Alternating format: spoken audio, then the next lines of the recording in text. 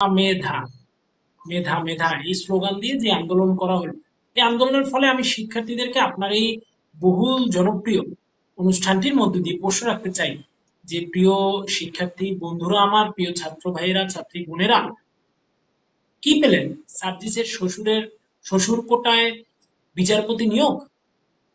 তাহলে হুম। কোটা না মেধা, শ্বশুর কোটা স্লোগানটাকে আমি যদি এখন বলি, সেটাই খুব বেশি অপ্রাসঙ্গিক হয়ে যাবে? মনে হয় না।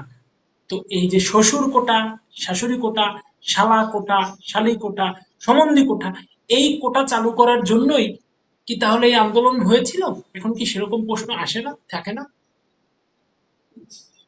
এই যে প্রেক্ষাপটগুলো সৃষ্টি হয়েছে, এই সবকিছু মিলিয়ে ওভারঅল বলা যায় যে এই শ্বশুর কোটার সময় আর বেশি দিন নেই, এই শাশুড়ি কোটার সময় আর বেশি দিন নেই। শালা, সম্বন্ধী, শালী সব সমেত তাদের যে বিদেশ গমনের, পলানোর যে পাসপোর্ট ভিসা, সেগুলো রেডি হয়ে গেছে। পাসপোর্ট ভিসা ছাড়াও কিভাবে পাকিস্তান যাওয়া যায় সেই রাস্তা তৈরি করতেই তারা বারংবার হয়ে গেছে তো। হ্যাঁ। এই মিটিং গুলো করছে। তো আপনারাও রেডি থাকুন, দেশের জনগণও প্রস্তুত আছে। বিমানের চাকা এখন তো আপনারা খুলে বিক্রি করছেন, আমরা দেখেছি বিমানের চাকা চুরি হয়েছে এয়ারপোর্ট থেকে।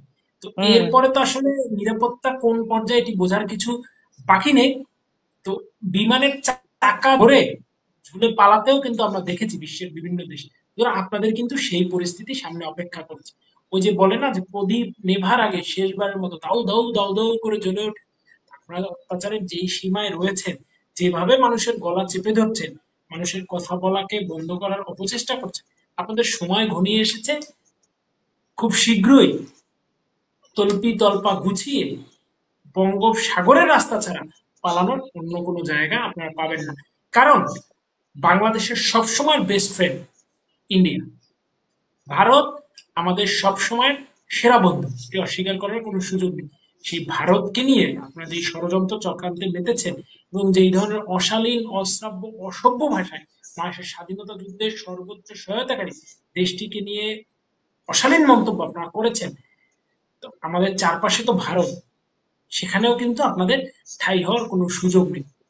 সুতরাং যত দ্রুত পারেন তত দ্রুত জনগণের কাছে ক্ষমা চেয়ে, রাষ্ট্রের কাছে ক্ষমা চেয়ে, দেশ ধ্বংসের সকল দায়ভার স্বীকার করে মাপ চেয়ে যদি বাঁচতে পারেন বাঁচুন। জনগণ আপনাদের ছাড়বে না, জনতা আপনাদেরকে ছাড়বে না। এদেশের মা মাটি মানুষ এই দেশের মাটিকে অপবিত্র করার জন্য আপনাদেরকে ক্ষমা করবে না। আপনি একদম ঠিক কথাই বলেছেন। এই যে গণতন্ত্রের টুটি চেপে ধরার কথাটা আপনি যেটা বলছিলেন, আমাদের অনেকের আমরা দেখতে পাচ্ছি যে আমাদের বিভিন্ন রকমের ফেসবুক প্রোফাইলে এত মানে অদ্ভুতভাবে মেটা থেকেই আসে যে প্রোফাইলের এই সমস্যা, প্রোফাইলের ওই সমস্যা। এমনকি আমাদের এই আমরা এখন বঙ্গকথা পেজ থেকে যে আসলে লাইভ করছি, আমাদের পেজটিও নানান রকম আক্রমণের শিকার।